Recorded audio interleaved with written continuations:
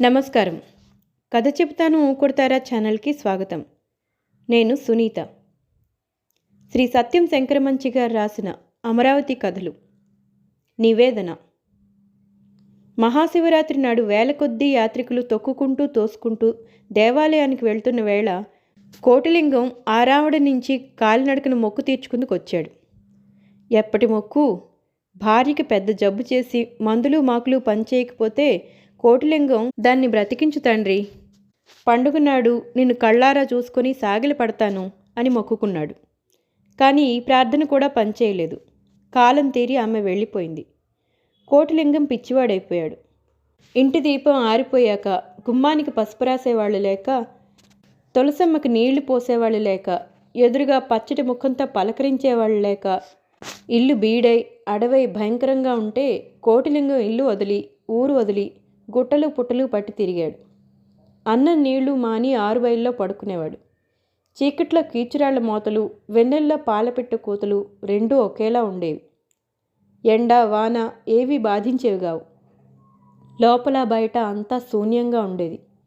అలాంటి స్థితిలో ఊరవతల చెట్టు కింద కూర్చున్న కోటిలింగం అర్ధరాత్రి వేళ చీకట్లో మెరుస్తున్న మిణుగురులను చూస్తుంటే ఎందుకో గుండె కలుక్కుమంది. ఒరేయ్, పండగ నాడు నన్ను చూసి సాగిలి పడతానన్నావు, నన్ను చూడటానికి రావురా అని అమరేశ్వరుడు పిలుస్తున్నట్లు అనిపించింది. రారా రారా అని మళ్ళీ పిలుపు. కోటిలింగం చెంగును లేచి నించున్నాడు. మిణుగుర్లు మరీ మరీ మెరుస్తున్నాయి. వస్తాను సామి, శివరాత్రికి నిన్ను చూసుకొని మొక్కులు ఇచ్చుకుంటా అని చేతులు జోడించాడు. మొక్కు తీర్చుకుంటానని ఆయమ్మని ఆ ఏని డబ్బులు ఇడుక్కొని కాలినడకను వచ్చాడు కోటిలింగం. కిందటి సాయంత్రం జనంలో తిరుగుతూ ఉంటే ఆ డబ్బు సంచి కాస్త ఎవరో కొట్టేశారు.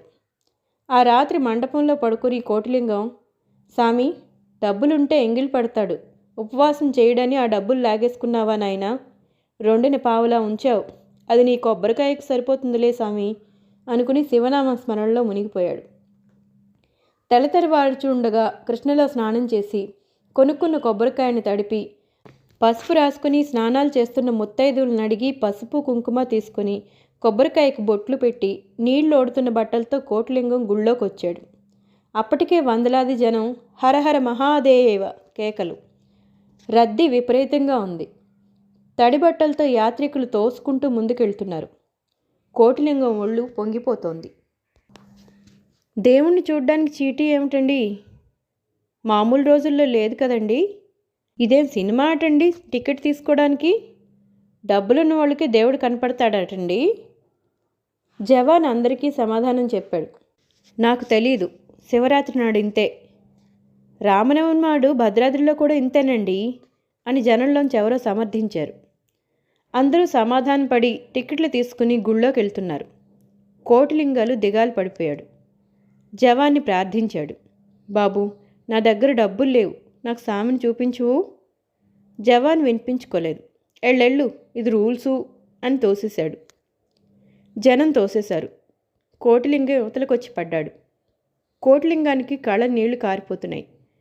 మళ్ళీ జనాన్ని తోసుకుంటూ జవాన్ దగ్గరకు వచ్చి అతని పాదాల మీద పడ్డాడు.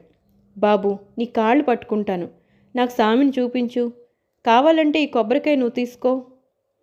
జవాన్ కాళ్ళు విదిలించుకొని, పో, కొబ్బరికాయ కూడా ఉందా, కాయకు మరో చీటీ తీసుకోవాలి అని తోసేశాడు. జనం మళ్ళీ తోసేశారు. కోటిలింగం ద్వారానికి దూరమైపోయాడు.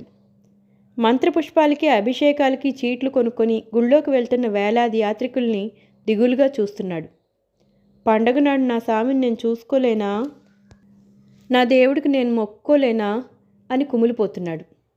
కారుతున్న కన్నీళ్లు చేతనున్న కొబ్బరికాయ మీద పడుతుంటే కాయకున్న పసుపు కుంకుమలు కరిగిపోతున్నాయి.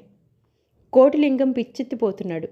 స్వామి దర్శనం కోసం అన్ని ద్వారాల వైపు పరిగెత్తుతున్నాడు. తూర్పు ద్వారం దగ్గరకు వచ్చాడు. జనం తలలు. ఆ పైన ఎక్కడో నంది. ఆ నందీశ్వరుడి కొమ్ములకి పైగా లింగాకారం. అల్లదే అమరేశ్వరుడు. గంటల మోతలు. ఈశ్వరుడి పాలభాగం. మళ్ళీ తలలు. జనం. దేవుడు శాంతం కనిపించడం లేదు. వెర్రెత్తిపోతున్నాడు కోటిలింగం. నా సామి అంటూ ప్రాకారం అంతా పరుగులు తీస్తున్నాడు. నా సామిని కళ్ళారా చూడలేనా అంటూ పిచ్చి చూపులు చూస్తున్నాడు. అన్ని ప్రాకారాలు తిరుగుతున్నాడు. మారేడు చెట్టుని, గన్నేరు చెట్టుని నాకు సామిని చూపించవా అని అడుగుతున్నాడు. చుట్టూ గుళ్ళలోని వినాయకుణ్ణి, కుమారస్వామిని మీ అయ్యని నాకు ఒక్కసారి చూపించరా అని ఏడుస్తూ అడుగుతున్నాడు. చుట్టూ గుళ్ళ గడపల మీద తలబాదుకుంటున్నాడు.